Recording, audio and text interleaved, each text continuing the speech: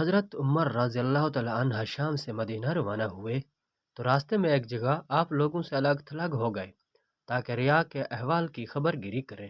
چنانچہ آپ رضی اللہ تعالیٰ عنہ کا گزر ایک بڑھیا کے خیمے پر ہوا تو آپ اس کے پاس چلے گئے۔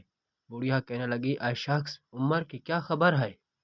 آپ رضی اللہ تعالیٰ عنہ نے فرمایا، شام سے صحیح سالم واپس ہوا ہے۔ کہنے لگے، اللہ تعالیٰ اسے میری طرف سے بہتر بدلہ نہ دے۔ آپ رضی اللہ تعالیٰ عنہ نے فرمایا، کیوں؟ کہنے لگی، اللہ کی قسم، جب سے وہ مسلمان کا حاکم بنا ہے مجھے اس نے اپنی عطیہ میں سے نہ تو ایک دینار دیا نہ ہی ایک درہم۔ آپ رضی اللہ تعالیٰ عنہ نے فرمایا، عمر کو تیرے حال کی کیا خبر جبکہ تو اس جگہ میں ہے؟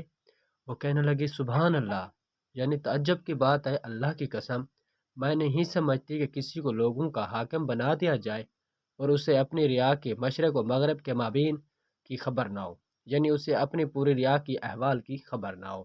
یہ سن کر حضرت عمر رضی اللہ تعالیٰ عنہ رو پڑے اور اپنے آپ کو مخاطب کر کے فرمانے لگے، ہائے عمر، ہر کوئی تجھ سے زیادہ سمجھدار ہے، اے عمر، یہاں تک کہ ایک بڑھیا بھی۔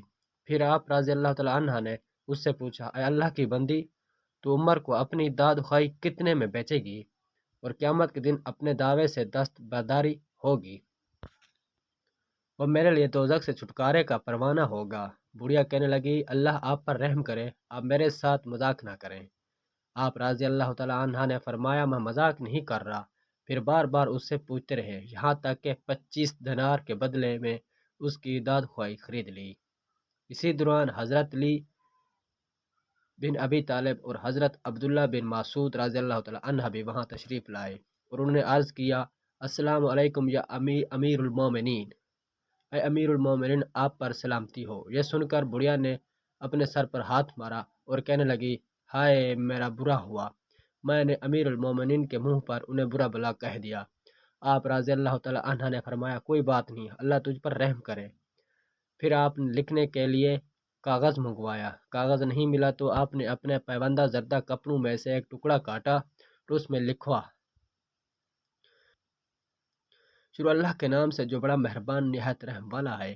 یہ وہ معاملہ ہے جس پر عمر نے اپنی ابتدائی خلافت سے آج فلاں دن تک کی فلاں بڑھیا کی داد خواہی کو 25 دینار کے بدلے میں خرید لیا۔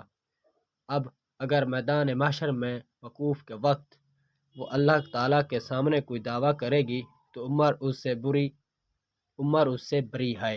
حضرت علی ابن طالب اور حضرت عبداللہ بن مسعود رضی اللہ تعالیٰ عنہ میرے اس معاملے پر گواہ ہیں۔